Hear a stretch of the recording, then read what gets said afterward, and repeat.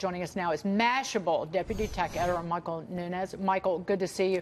The only problem with this memo, even if it was meant to be provocative and raise tough questions internally, is that given more and more what we found out about Facebook and how Facebook basically does not police bad behavior by app developers, by anyone using that Facebook's making money off of, that it rings true. That is Facebook's biggest problem, that they have let people literally get away with murder on the platform. Yeah, I think for people that have been following this for a few years, it didn't come as much of a surprise. It's something that people have suspected for a long time. And a lot of critics have voiced this concern over the course of many years, especially someone my age who kind of grew up with Facebook, right? You know, I started with it in college, and it's since grown into a much bigger entity than it once was. And as it's grown, we've seen the service change substantially. And so people have questioned whether the growth, whether the end justified the means, right?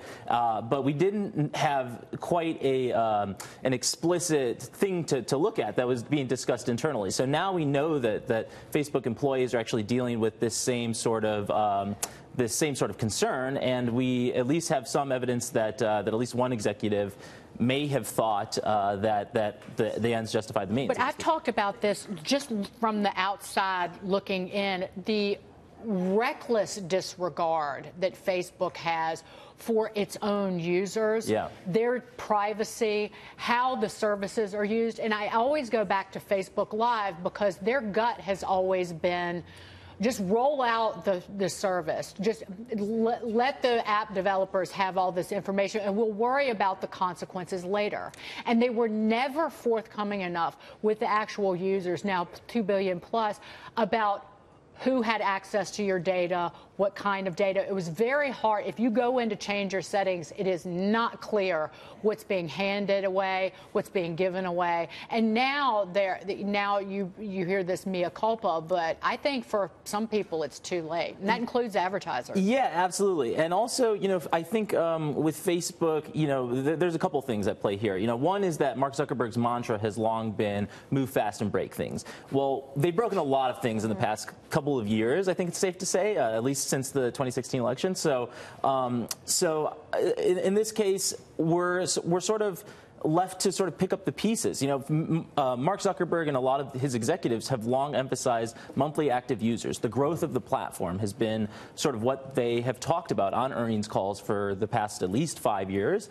Now that conversation is changing to time well spent, to how they're protecting users' data and user privacy. I think they've constantly, as a Facebook user, and I've been very careful in how I use the service over the years, and I only signed up for it so I could basically see what my mom was up to and people with whom I grew up.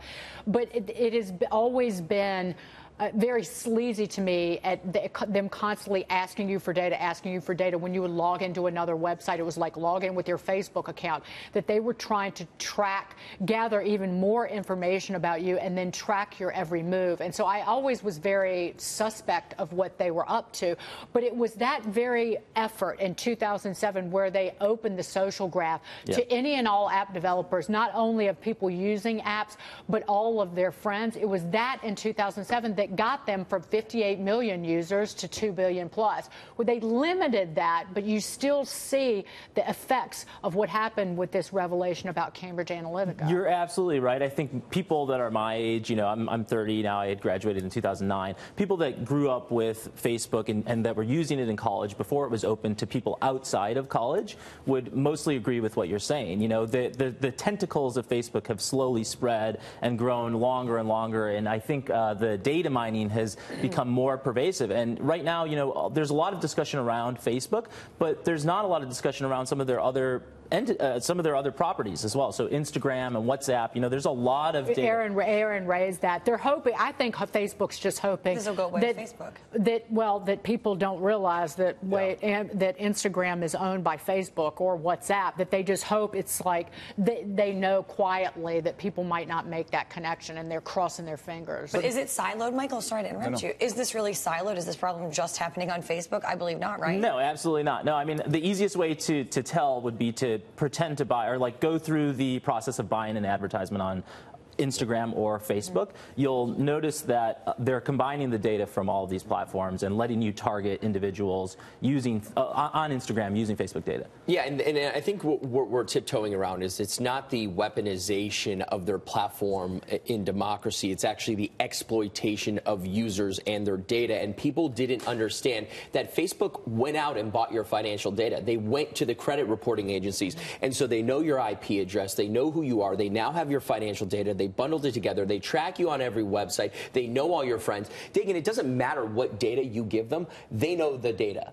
So you could lie to them and tell them a different age. You could tell them you went to a different school. Well, you know, I did that. Like, my age on there is wrong. But he makes a great point. They're cross-referencing a lot of different information. So your contact information, for example, is probably saved in in your mother's phone, in a variety of people's phones. I right? won't give them my phone number. You know how they doesn't keep matter. it? They have it. They have it regardless. And even if you don't have a Facebook account, they have something called a shadow profile. So they can say with a high degree of certainty that a certain individual is linked to a phone number or an address. To quote the great waitress Flo, they can kiss my grits. Well, I just want to let you know that actually they consistently, ProPublica last year did an expose on how advertisers were allowed to discriminate against African Americans, mother of high school kids, people interested in wheelchair ramps, Jews, expats from Argentina. ProPublica published the ads and then got them approved through Facebook. Notified Facebook, they said, we'll fix it, then did it again. And so that's the biggest problem we have, too, here. Yeah, and I think for Facebook, there's a huge messaging problem happening. I think, they're trying to put out a lot of fires at once. And where's Sheryl Sandberg? I mean, she was humping that book, Lean, whatever, you couldn't get away from her. Called Kiss My Grits. Yeah, you couldn't get away from her. Where was she in managing this company? Where is she now in terms of a voice trying to reassure the Facebook population? Yeah, I think, a lot of people are asking that question. Where are any of the executives, right? And I think it's a little preposterous to say, this Andrew Bosworth memo, to say that, I didn't write it, I didn't believe it when I wrote it. Right. It's just such an interesting quote to me. Michael, thank you, Michael Nunez.